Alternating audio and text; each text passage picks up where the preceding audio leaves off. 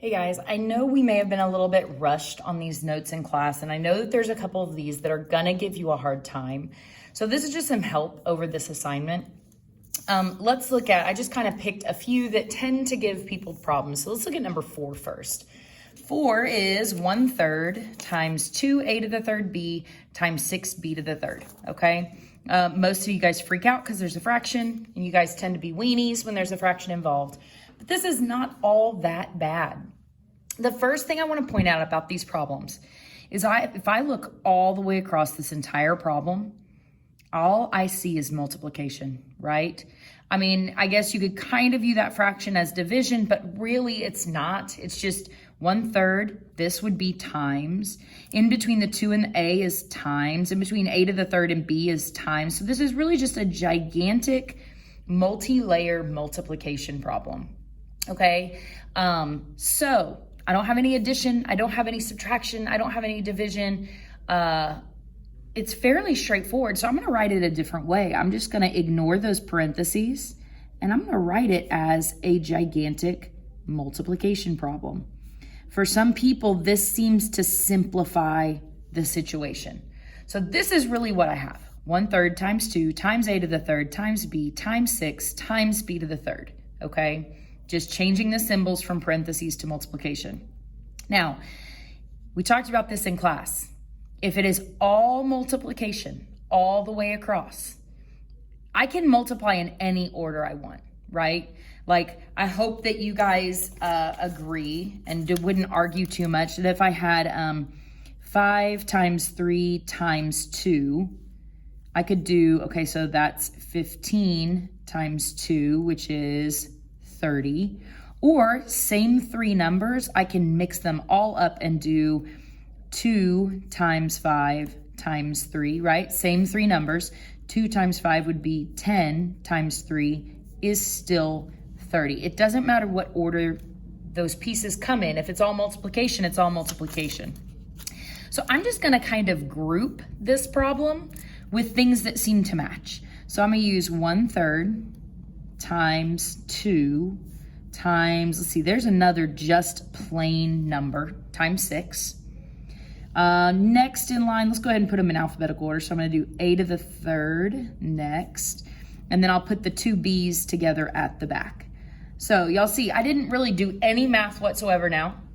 All I did was just kind of group, like, well, let's put all the numbers together in the front. Let's put the A, which there's only one, and then let's put the B's. So now I can kind of treat this as a mini problem. 1/3 times 2 times 6. Well, I don't know what 1/3 of 2 is, right? That's not a clean workout, but I can multiply. We just said I can multiply any order I want. So I'm gonna go ahead and do 2 times 6 is 12. What's 1/3 of 12? 1/3 times 12 is 4. This piece right here with a to the third, well, it's just the only a base in the entire problem. So a to the third is just gonna stay. And I could say, oh, okay, so 4 times my a part. And now my b's together, b times b to the third. Well, anytime it doesn't have an exponent, I'm gonna go ahead and put an exponent on it of a 1. Just like you can put a 1 coefficient, I can put a 1 exponent. And now if you're struggling with this part right here, this b to the 1 times b to the third, I'm gonna look up here at the top where all the laws are listed, and I'm gonna look for, well, which situation does this look like? Is it, a base times the same base? Is it a base with a power stacked on top? Is it 2 different bases being raised to a power? Or is it 2 different bases with their own exponents all being raised to a power? Well, let's look at it again. B to the 1, B to the third. That's the same base being multiplied together. That would match this scenario, which is an addition problem. So I just add 1 plus 3 gives me b to the 4th, okay? Ooh, b to the 4th.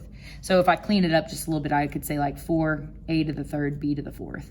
I don't have to have multiplication happening. So that's what's going on there. There's not any distributing. There's not any power on top of a power. So if I look up here, I didn't have any power on top of a power. I didn't have any distributing with an exponent outside parentheses that needed to be passed out. That's kind of what's happening here too. It's a combination. I've got a power outside that needs to be passed out, and then it's being passed out to something that already had a power, so I would multiply them together, like is shown over here. Well, none of those situations are here. This is just one giant multiplication problem, okay? All right, let's look at number 18 is another one that people tend to really be confused about. All right, the one thing I need you to notice is just like in a regular equation, if you have a number outside parentheses, that is typically going to be the first thing you have to deal with. In class, we said that kind of ends up being a distributing situation. So that's the first layer I have to kind of deal with in this problem. So n to the 6th squared.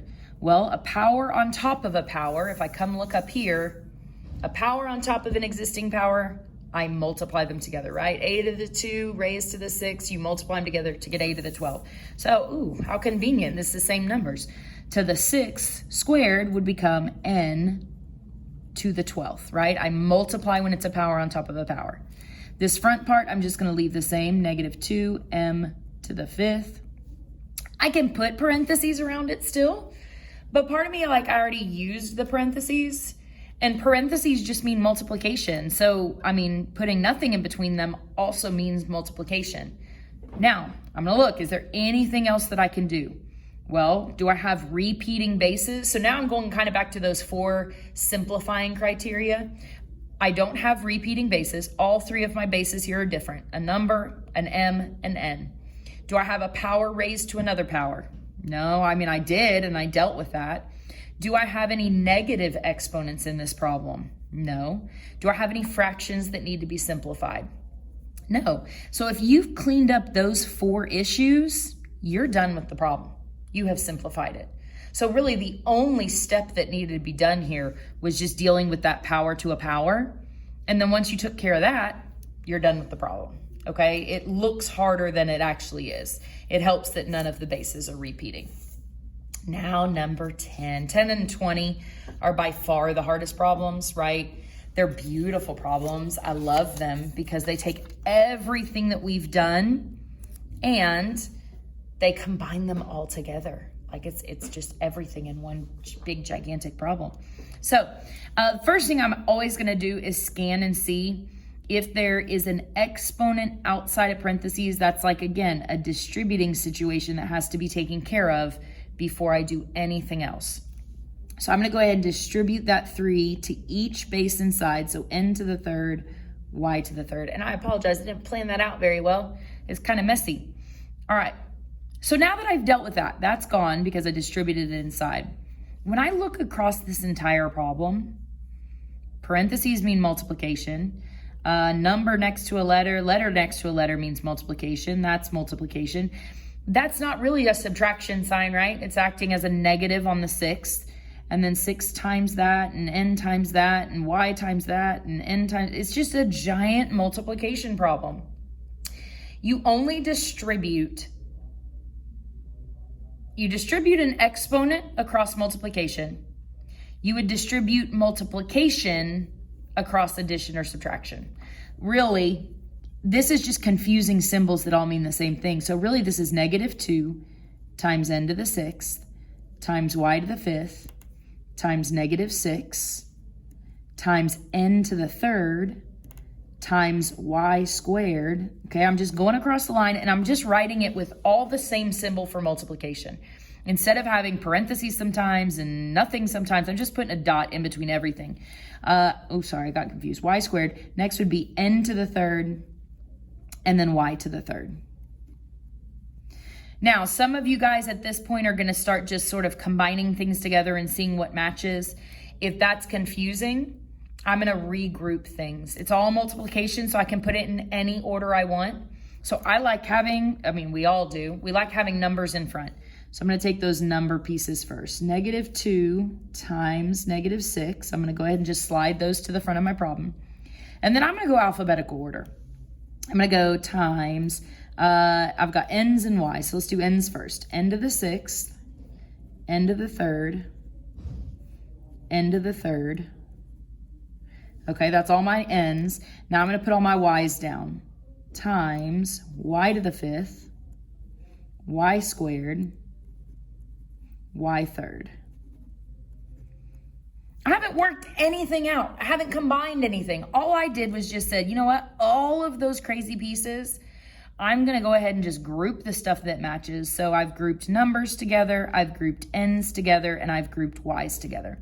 There was some conversation in class about the fact that but that -2 and the n, those are attached. If there's addition and subtraction involved, you are absolutely right. Those are attached, they're grouped, it's a term together. When it's all multiplication, we've got to start shifting our mindset to see that as every single base is now counting kind of separately. That exponent is tearing apart the 2 and the n, okay? So -2 times -6. Normal numbers, coefficients, do exactly what the problem says they should do. -2 times -6 becomes +12. I actually multiply them together, okay? So we've done that step. Exponents, though, have their own rules. So I have n to the 6th, n to the 3rd, n to the 3rd. Even though it's multiplication, you do not multiply the exponents. Exponents get treated differently. Up here it says if you have them exponents with bases being multiplied side by side by side, you add them together. So this becomes adding the 6 plus the 3 plus the 3. Well, that would be 9, and then 3 more would be 12. So all together I have 12 n's being multiplied together. Right? This is like I multiplied n 6 times, then I multiplied it 3 more times, and then multiplied it 3 more times. So that is a grand total of multiplying n together 12 times. Same thing with my y's. The law says I add them together. Logically, I can go, okay, so multiply y 5 times, then 2 more times, then 3 more times, gives me a grand total of 10 y's being multiplied together.